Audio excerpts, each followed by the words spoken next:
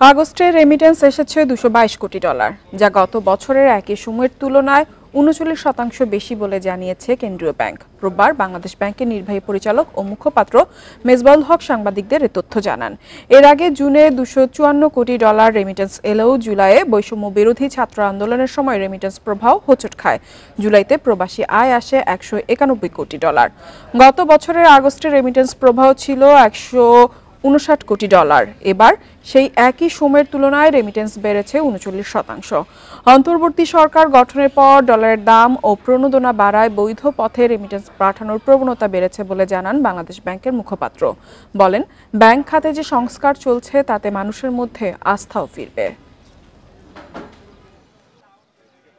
Month two month যদি আমরা হিসাব করি প্রায় 16% গ্রোথ হয়েছে এবং গত বছরের একই সময়ের তুলনায় এই আগস্টের যে রেমিটেন্স প্রবাহ সেটা প্রায় 39% ইনক্রিজ করেছে।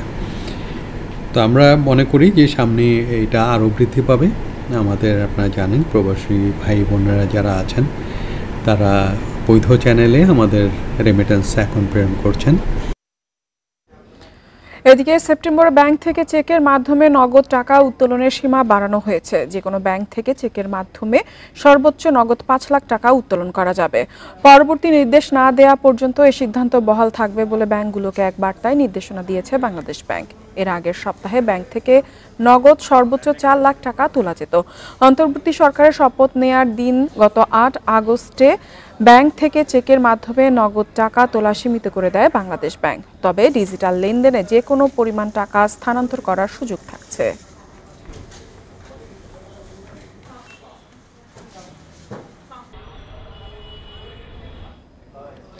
আগামী 3 বছর বিদ্যুৎ জ্বালানির দাম না বাড়ানোর আহ্বান জানিয়েছে ভোক্তা অধিকার সংগঠন ক্যাব। এজন্য যৌক্তিক খরচ কমানো এবং ঘাটতি শমনের তাগিদ তাদের। রোববার ঢাকা রিপোর্টার্স ইউনিটিতে সংবাদ সম্মেলনে জ্বালানি খাতের সংস্কারে কমিশন গঠন সহ 11 দফা দাবি তুলে ধরে সংগঠনটি। এ সময় দুর্নীতিবাজদের তালিকা প্রকাশ ও বিচারেরও আহ্বান জানান ভোক্তারা। গত বছর থেকে চলতি বছরের মার্চ পর্যন্ত 4 দফায় বিদ্যুতের মোট দাম বেড়েছে প্রায় 25%, যার মাসুল গুনতে হচ্ছে সাধারণ ভোক্তাকেই।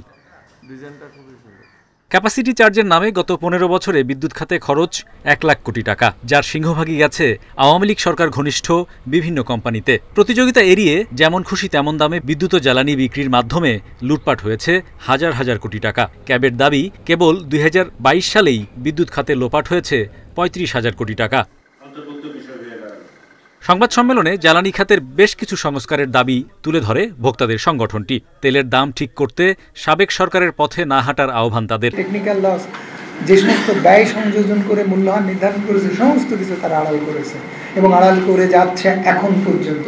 যারা আড়াল করেছে তারা অলিগার, সেই অলিগার ধর্ষণের জায়গা সরকারের জন্য ভয়ানক রকমের চ্যালেঞ্জিং। যদি আমরা সরকারের পাশে দাঁড়াতে ব্যর্থ হই তাহলে সরকার ব্যর্থ হবে। মুনাফাবিহীন নীতি গ্রহণের তাগিদের পাশাপাশি পেট্রোবাংলা সহ জ্বালানি ও বিদ্যুৎ খাতের প্রতিষ্ঠানগুলোতে মন্ত্রণালয়ের কর্তৃত্ব বন্ধের দাবি করেছে ক্যাব। লুণ্ঠনমূলক ব্যয়টাকে যদি আপনি বন্ধ করতে পারেন তাহলে কিন্তু এই ঘাটতি সমন্বয় করা সম্ভব। ভোক্তার জ্বালানি অধিকার সংরক্ষণে জ্বালানি সুবিচার নিশ্চিত করার লক্ষ্যে একটি কর্মপরিকল্পনা আমরা একই সাথে এই দুইয়ের মধ্যে দেখবেন যে একটা অ্যাকশন প্ল্যানও কিন্তু আমরা চাইছি। অনিয়ম দুর্নীতি করে বিদ্যুৎ জ্বালানি খাতের সুবিধা নেওয়া প্রতিষ্ঠানগুলোর সম্পদ বাজেয়াপ্তের পদক্ষেপও চাইছেন ভোক্তারা। যেখানে হাজার হাজার কোটি টাকা, লক্ষ লক্ষ কোটি টাকা লুণ্ঠন হয়ে গেছে, সেগুলো আদায় করার ব্যাপার। Hari Saha, independent news, Dhaka. উৎপাদন ও বিপণনের মধ্যে পণ্যের দামের ব্যবধান বেশি রাখা যাবে না বলে জানিয়েছেন বাণিজ্য উপদেষ্টা। এছাড়া পণ্য পরিবহন খরচ কমাতে ভোক্তা অধিকারের মনিটরিং চলবে বলেও আশ্বাস দেন। রোববার সচিবালয়ে সাংবাদিকদের এসব কথা জানান বাণিজ্য উপদেষ্টা। বলেন, মাছ, মাংস, ডিম ও দুধের দাম কমাতে আলোচনা হয়েছে। দেশের বড় পণ্য উৎপাদনকারী প্রতিষ্ঠানগুলোর উৎপাদন বাড়াতে বলা হয়েছে বলেও জানান তিনি। উপদেষ্টা বলেন, দেশে জিনিসপত্রের দাম এখন সন্তোষজনক অবস্থায় আছে, দাম আরও কমাতে সরকার চেষ্টা করছে বলেও আশ্বস্ত করেন।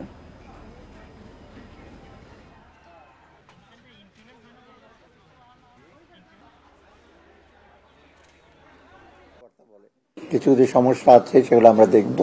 তবু বলেছে উৎপাদন যাই এখন আপাতত চেষ্টা করেন উৎপাদন বাড়াতে, আবার বিপণনের জন্য বাজারের জন্য যায় এবং বিপণনের ক্ষেত্রে মিডলম্যান আছে, অনেক কিছু আছে, সেটা আলাপ করে সেটা কমানো যায়। আর ভোক্তা অধিকার আছে, তারপর আমার কম্পিটিশন কমিশন, তারা কিন্তু মনিটর করবে। এদিকে দেশে খাদ্যের কোনো সংকট নেই বলে জানিয়েছেন খাদ্য সচিব ইসমাইল হোসেন। সরবরাহ পরিস্থিতি ভালো থাকা দুশ্চিন্তার কোনো কারণ নেই বলেও জানান তিনি। সচিবালয়ে খাদ্য সংগ্রহ, মজুদ ও বন্যা দুর্গত জেলাগুলোতে কার্যক্রম নিয়ে সাংবাদিকদের সাথে কথা বলেন সচিব।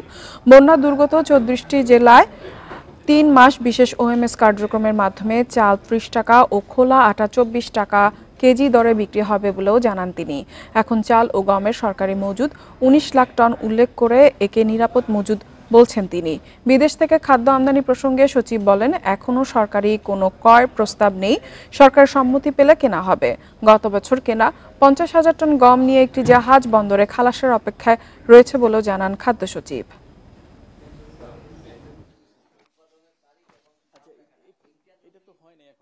যে সকল বন্যা দুর্গত উপজেলাগুলো আছে সেখানে আমরা 3 মাস ব্যাপী স্পেশাল ওএমএস চালাবো, যাতে নাকি ভর্তুকি মূল্যে তারা চালটা এবং আটাটা পেতে পারে।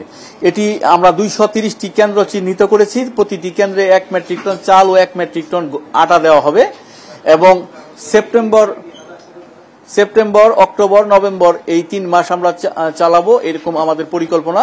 এতে আমাদের এদিকে রাজধানীর বাজারে চাঁদাবাজি বন্ধে উপদেষ্টাদের হস্তক্ষেপ চান ভোক্তা অধিকার সংরক্ষণ অধিদপ্তর। এছাড়া বাজার সিন্ডিকেট ভাঙতে ব্যবসায়ীদের সোচ্চার হওয়ার তাগিদ দেন সংস্থার মহাপরিচালক।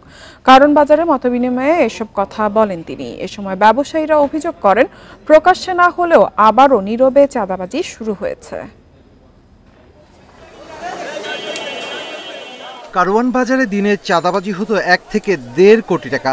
যে কোনো পণ্য বাজারে ঢুকলেই দিতে হতো চাঁদা, যার প্রভাব পড়ে দামে। ব্যবসায়ীদের অভিযোগ, আওয়ামী লীগ সরকার পতনের পরও বাজারে চাঁদাবাজি বন্ধ হয়নি, শুধু মুখ বদল হয়েছে। এখনও মিলগুলো পণ্য বিক্রির ক্যাশ মেমো দিচ্ছে না বলে অভিযোগ তাদের। 5 আগস্টের আগে যা ছিল, 5 আগস্টের পরে এর থেকে কোনো কিছু থেকে নিস্তার কেউ পায় না। যতটুকু আপনারা বলবেন যে এত পার্সেন্ট লাভ করে আপনারা বিক্রি করতে পারবেন, আমরা ইনশাআল্লাহ ওই টুকরাই বিক্রি করব, এর বেশি করলে আপনারা ব্যবস্থা নেবেন। কিন্তু আমরা পাকা মেমোই পাইতাছি না। পরিবহনে কিন্তু আমাদের কিন্তু সেরকম চাঁদাবাজি হওয়ার কথা না, কিন্তু কারা করছে এগুলা? এ সময় সিটি কর্পোরেশনের অনিয়ম ও চাঁদাবাজির বিরুদ্ধে সোচ্চার হওয়ার আহ্বান জানান ভোক্তা অধিকার। পণ্যের দাম বাড়ানোয় ব্যবসায়ী সিন্ডিকেটকে দায়ী করেন সংস্থার মহাপরিচালক। অনেকেই বলেছেন, অনেকেই বলতে পারেন নাই, অনেকেই এখনো ভয়ভীতি আছে। সেটি হলো যে চাঁদাবাজি যেটা ছিল, সেই চাঁদাবাজিটা কিন্তু নীরবে আছে, সেটি কম বেশি সেটা অন্য বিষয়, কিন্তু সেই চাঁদাবাজিটা আবার নতুন করে শুরু হয়েছে, এটি স্পষ্ট।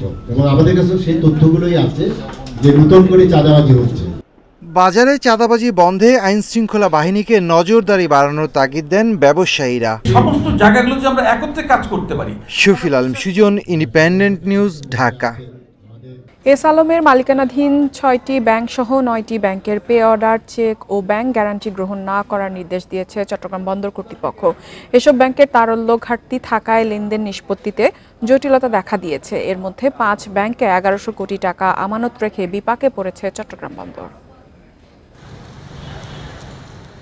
সাম্প্রতিক অস্থিতিশীল পরিস্থিতিতে আমানত সুরক্ষিত এবং উন্নয়ন প্রকল্পের ক্রয় স্বাভাবিক রাখতে এস আলম গ্রুপ সংশ্লিষ্ট গ্লোবাল ইসলামী ব্যাংক, ফার্স্ট সিকিউরিটি ইসলামী ব্যাংক, সোশ্যাল ইসলামী ব্যাংক এবং ইউনিয়ন ব্যাংক থেকে গচ্ছিত টাকা নগদায়নের উদ্যোগ নেয় চট্টগ্রাম বন্দর। তবে দফায় দফায় চেষ্টা করেও এই 4 ব্যাংকের 21 শাখাতে গচ্ছিত প্রায় 926 কোটি টাকার তহবিল আদায় করতে পারেনি। এর আগে পদ্মা ব্যাংকে 22টি হিসাবে 179 কোটি টাকার আমানতের মেয়াদ পূর্ণ হলেও গত বছরের ফেব্রুয়ারি থেকে বন্দর সুদ পাচ্ছে না, ফেরত পাচ্ছে না আমানতও।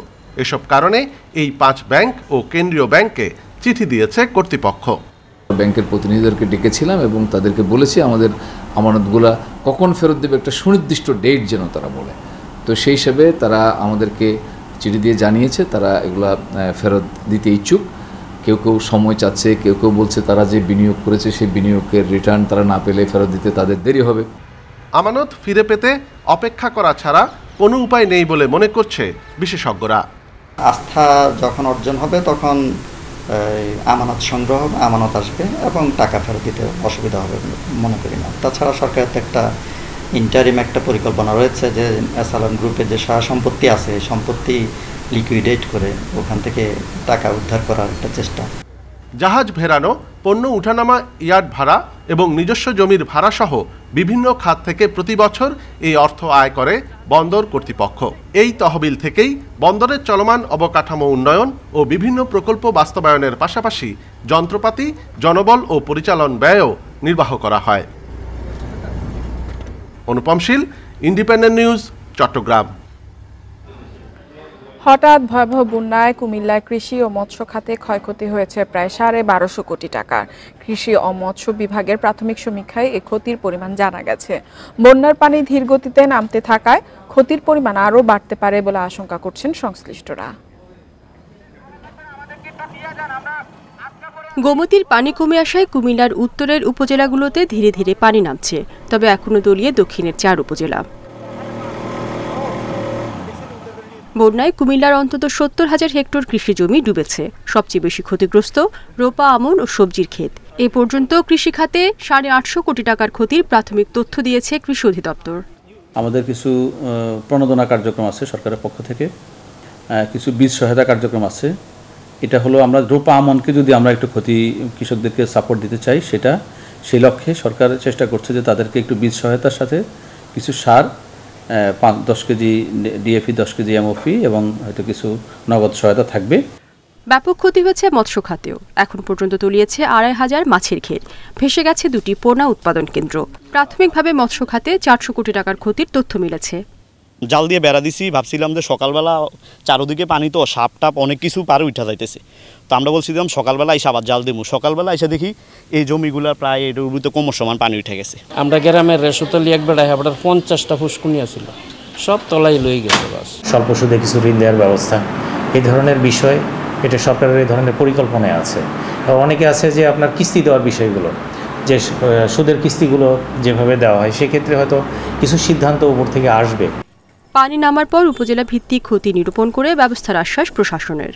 বিভিন্ন উপজেলাকে নির্দেশনা দিয়েছি যে যতটুকু সম্ভব অ্যাসেসমেন্টটাকে এগিয়ে নেওয়ার জন্য, এবং আমরা সরকার যখন আমাদের কাছে ফর্মের তথ্য চাইবে, আমরা তাৎক্ষণিক যাতে আমরা দিতে পারি। এটা এবারের বন্যায় সবচেয়ে ক্ষতিগ্রস্ত হয়েছে বুড়িচং, ব্রাহ্মণপাড়া, দেবিদ্বার, লাকসাম, মনোহরগঞ্জ, নাঙ্গলকোট ও 14 গ্রাম উপজেলা। Independent news. এবারে শেয়ার বাজারের খবর। সপ্তাহে প্রথম কার্যদিবসে সূচক বেড়েছে দেশের 2 শেয়ার বাজারে। ঢাকা স্টক এক্সচেঞ্জের প্রধান সূচক বেড়েছে 24.95 পয়েন্ট। এ সময় লেনদেন কমেছে 30 কোটি টাকা। আর চট্টগ্রাম স্টক এক্সচেঞ্জে সার্বিক সূচক বেড়েছে 103.67 পয়েন্ট। রোববার ইতিবাচক অবস্থান থেকে লেনদেন শুরু হয় ঢাকা স্টক বাজারে। প্রথম 30 মিনিটে প্রধান সূচক বাড়ে 61 পয়েন্ট। এরপর বেলা বাড়ার সঙ্গে সঙ্গেও বাড়তে থাকে সূচক। দিন শেষে ডিএসইএক্স সূচক বেড়েছে 24.95 পয়েন্ট এবং তা অবস্থান করছে 5,829 পয়েন্টে। এদিকে সূচক বাড়লেও আগের দিনের চেয়ে কমেছে লেনদেন। আজ মোট লেনদেন হয়েছে 933 কোটি 63 লাখ টাকা। আগের দিনের চেয়ে লেনদেন কমেছে প্রায় 30 কোটি টাকা। হাত বদলে অংশে নেওয়া 390টি কোম্পানি ও মিউচুয়াল ফান্ডের মধ্যে দর বেড়েছে 255টির, কমেছে 100টির এবং অপরিবর্তিত রয়েছে 35টি প্রতিষ্ঠানের শেয়ার দর। সবচেয়ে বেশি লেনদেন হওয়া প্রতিষ্ঠানের তালিকায় প্রথম অবস্থানে আছে ব্রিটিশ আমেরিকান টোবাকো, দ্বিতীয় এমজেএল এবং তৃতীয় অবস্থানে আছে অলিম্পিক ইন্ডাস্ট্রিজ। শতাংশের দিক থেকে দর বৃদ্ধি তালিকায় প্রথম অবস্থানে আছে অ্যাপোলো ইস্পাত, দ্বিতীয় ক্রিস্টাল ইন্স্যুরেন্স এবং তৃতীয় অবস্থানে আছে ন্যাশনাল লাইফ ইন্স্যুরেন্স। অন্যদিকে চট্টগ্রাম স্টক এক্সচেঞ্জের সার্বিক সূচক 103.67 পয়েন্ট বেড়ে অবস্থান করছে 16,623 পয়েন্টে। লেনদেন হয় 8 কোটি 43 লাখ টাকার share. Amirul Islam, independent news. আর এই ছিল অর্থনীতি সারাদিনের আজকের আয়োজনে। ইন্ডিপেন্ডেন্ট টেলিভিশনের সব খবর আরও জানতে চোখ রাখুন ফেসবুক, ইউটিউব এবং এক্সে। আমন্ত্রণ আমাদের পরবর্তী সংবাদে।